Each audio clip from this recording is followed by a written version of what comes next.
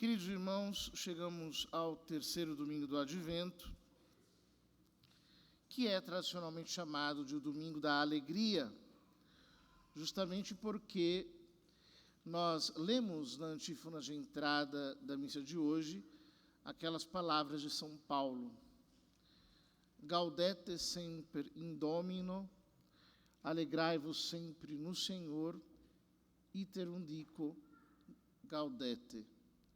Eu vos repito, alegrai-vos. A alegria é porque estamos mais próximos da conclusão do tempo do Advento, estamos mais próximos do Natal. A alegria também porque nós, a cada instante, estamos mais próximos da volta do Senhor.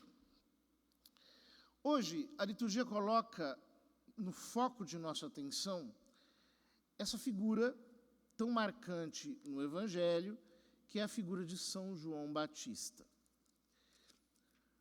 O Evangelho narra o conteúdo da pregação de São João Batista.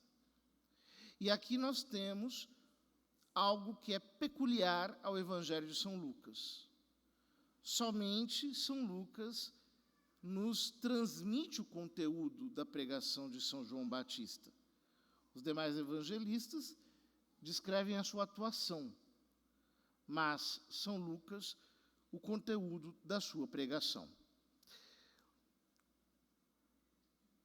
O Evangelho começa a partir do versículo 10 do capítulo 3 de São Lucas, mas, quando nós vamos ao Evangelho de São Lucas, nós descobrimos que desde o versículo 7, nós já estamos ouvindo falar sobre a pregação do Batista. Versículo 7. João dizia às multidões que chegavam a ele para serem batizadas: crias de víboras, quem vos ensinou a fugir da ira que está para chegar? Produzi, pois, frutos dignos de vosso arrependimento, e não comeceis a dizer a vós mesmos, nosso pai é Abraão. Pois eu vos digo que destas pedras Deus pode suscitar filhos a Abraão. O machado já está posto à raiz das árvores, e toda árvore que não der bom fruto será cortada e lançada ao fogo. A primeira parte da pregação do Batista, nós poderíamos dizer que é escatológica. Ou seja, fala sobre o fim. Ele chama aquelas multidões, e é muito interessante notar que São Lucas utiliza para a palavra multidões a palavra ortoi, que é a palavra para pagãos, para as gentes, para os povos. As multidões de todos os povos, portanto, São Lucas não escreve apenas para judeus, como faz São Mateus, ele escreve para pagãos também. Eles, aliás, são os destinatários primeiros do seu evangelho. Ele chama cria de víboras. Havia, na antiguidade, uma crença de que a víbora era o animal mais peçonhento de todos. E, portanto, a víbora, a palavra, e quanto mais ainda a presença, causava um horror. Então a imagem é muito forte. Crias de víboras. Quem vos ensinou a fugir da ira que está para chegar? Aqui, São João Batista introduz o tema da ira de Deus. No Evangelho de São Lucas, a ira é mencionada apenas aqui e depois, no capítulo 21, Jesus fala sobre a ira no versículo 23. Ai das mulheres grávidas e das que estiverem amamentando naqueles dias, pois haverá grande angústia na terra e ira contra este povo. Ora, se nós formos à primeira leitura, que é do livro de Sofonias, nós vamos descobrir que o profeta Sofonias é um dos que falam sobre o tema do dia do Senhor e da ira do Senhor. Por quê? Sofonias profetiza durante o reinado do rei Josias. Josias é o 16º rei de Israel, filho de Amon e neto de Manassés. Manassés foi o pior rei de Israel, o mais psicopata de todos. Inclusive, ele matou os próprios filhos para oferecê-los a Moloque, no campo de Ben-Inom. Portanto, ele é a imagem do que há de pior entre os reis de Israel. Judá, no caso. Ora, Josias tenta fazer uma reforma religiosa e reconduzir o povo para a adoração ao único Deus. Porém, Sofonias vê que aquela reforma religiosa não vai dar certo, vê que o povo já está enraizado demais na idolatria e diz, olha, somente a ira do Senhor é que vai curar esse povo. Eles precisam passar por um castigo, por uma purificação profunda. Então, por exemplo, ele diz, um pouco antes do trecho da liturgia de hoje, o seguinte: por isso aguardai-me, oráculo de Yahvé, no dia em que me levantar como testemunha, pois minha sentença é para congregar as nações, reunir os reinos, derramar sobre eles minha indignação, todo o ardor da minha ira. Sim, no fogo do meu zelo será devorada toda a terra. São palavras de uma ameaça muito forte, que São João Batista, de algum modo, recupera aqui.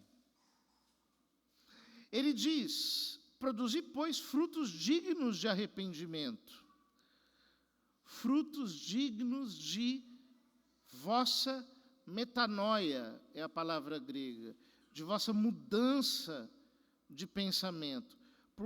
Produzir frutos, ou seja, mostrem com as suas ações que vocês mudaram.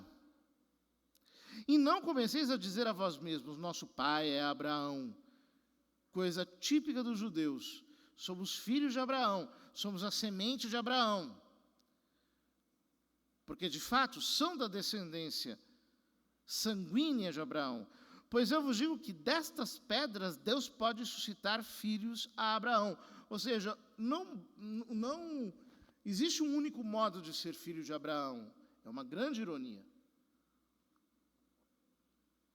Deus pode tirar das pedras filhos de Abraão. Ou seja, Deus tira filhos de Abraão de onde Ele quiser, porque a verdadeira filiação a Abraão não é uma filiação genealógica, é uma filiação na fé. O machado já está posto à raiz das árvores. Esta é outra imagem que São Lucas retira, dessa vez do profeta Isaías. Capítulo 10, versículo 33. Eis, porém, o soberano, Yahvé dos exércitos, com furor vai desbastar a ramagem. Os que atingem o cimo, ou seja, as árvores mais altas, serão cortados, e os mais altos serão humilhados. Com o ferro serão cortadas as brenhas da floresta, o Líbano com seus gigantes cairá. Ou seja, o machado já está posto à raiz, significa, Deus vai derrubar todo aquele que se considera alto, grande, todo altivo, todo orgulhoso.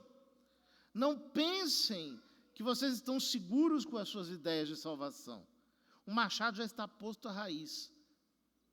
E toda árvore que não der bom fruto, ou seja, fruto de arrependimento, fruto de uma conversão verdadeira, será cortada e lançada no fogo. Aqui o fogo aparece, exatamente como na profecia de Sofonias, como instrumento do juízo divino. Então começa o evangelho de hoje. As multidões perguntavam a João, que devemos fazer? Esta é a segunda parte da pregação de São João Batista. aquela que nós poderíamos dizer que é a parte moral. A parte moral é dirigida a partir de 3 perguntas idênticas, que são muito típicas de São Lucas. Que devemos fazer? Se nós lembrarmos, nos Atos dos Apóstolos, depois da pregação de São Pedro, eles perguntam: que devemos fazer? É uma pergunta típica de São Lucas. João respondia: quem tiver 2 túnicas, dê uma a quem não tem. Quem tiver comida, faça o mesmo. Ou seja, libertem-se do supérfluo, daquilo que não lhes é necessário. João respondia: quem tiver 2 túnicas, dê uma a quem não tem, e quem tiver comida, faça o mesmo. Foram também para o batismo cobradores de impostos. Os cobradores de impostos, todos nós sabemos, eram homens que praticavam uma profissão infamante e pouco escrupulosa em Israel. Ou seja, roubavam mesmo. Eles perguntaram a João: mestre, chamam a João de mestre, de rabi, um título que será depois dado a Cristo. Que devemos fazer? João respondeu: não cobreis mais do que foi estabelecido. Notem que João aqui não se apresenta de maneira revolucionária. Vamos acabar com os impostos, vamos acabar com o tributo. Não. Ele, de certo modo, mantém a ordem tal como ela está, mas no estrito limite da justiça. Não cobreis mais do que foi estabelecido. Havia também soldados que perguntavam: e nós, que devemos fazer? João respondia: não tomeis à força dinheiro de ninguém, nem façais falsas acusações. Ficais satisfeitos com o vosso salário. É interessante que na Judéia os judeus não eram obrigados a se alistar no exército romano. Estavam dispensados. Portanto, estes soldados que estão aqui na Judéia são romanos. E São João Batista diz: olha, não hajam com violência. Não hajam com mentira. Ficais satisfeitos com o vosso salário, com o vosso soldo, com a vossa ração. Contentem-se com o que vocês já recebem. Se nós repararmos, aqui estão contidos os mandamentos principais da segunda tábua, os mandamentos que nos mandam amar o próximo. Não matar, não façam violência. Não mentir, não façam falsas acusações. Não roubar, contentem-se com o que vocês já têm. E até um pouco mais, deem o excedente. Porque aquilo que é excedente, aquilo que é supérfluo, já não lhes pertence mais, pertence a outros. E aqui tem todo o conteúdo hebraico da palavra esmola, tzadik, justiça. Aquilo que é supérfluo já não é meu, eu preciso entregar. Ora, portanto, o que São Lucas está salientando aqui é que São João Batista redireciona o povo para a prática dos mandamentos da lei de Deus. Inclusive daqueles mandamentos que são mais flagrantes, que são mais evidentes. É a pregação ética de João. Ele não manda ninguém para o templo de Jerusalém. Ele não diz: ofereçam sacrifícios. Ele não diz apresentem holocaustos, não. Ele se limita à dimensão ética. Chega a ser escandaloso, porque no Evangelho de São Lucas, nós temos o anúncio do nascimento de São João Batista como filho do sacerdote Zacarias. Portanto, ele era da linhagem sacerdotal, era da tribo de Levi, estava, por assim dizer, encarregado do culto divino, mas ele mostra como o verdadeiro culto é o culto da nossa vida. Quando nós, de fato, praticamos a justiça, nós somos retos. E, queridos irmãos, nós precisamos reconhecer que, em nossos dias, tantas pessoas falham contra a justiça. Por exemplo, fazem as suas tramóias, as suas trapaças, dão o seu jeitinho. Quanta mentira hoje, semeada por todos os lados. Parece que a verdade chega a não existir, porque há tanto falseamento em circulação que ninguém mais já consegue discernir onde está a verdade. Do mesmo modo, quanta violência. Violência verbal, violência física, violência contra os outros, mas também violência contra si mesmo, por uma vida desregrada, intemperante. Essas exortações de São João Batista não são alheias a nós. É como se ele estivesse olhando para a nossa geração e dizendo: como é que vocês estão se preparando para a vinda do Senhor? Deem frutos de uma mudança de vida real.